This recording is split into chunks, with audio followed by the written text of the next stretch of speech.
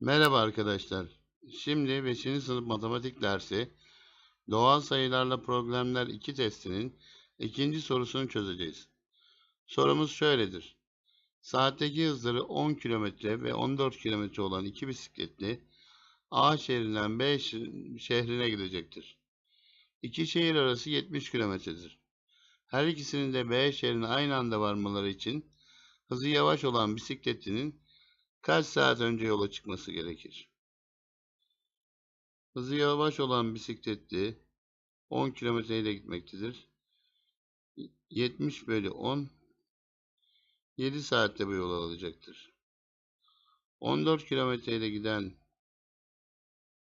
ikinci bisikletli 70/14 eşittir 5 saatte yol alacaktır.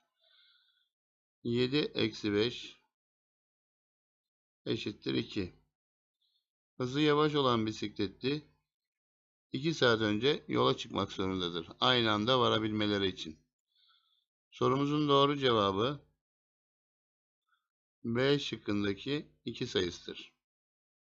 Derslerinizde başarılar dilerim. Lütfen kanalımıza abone olmayı unutmayınız.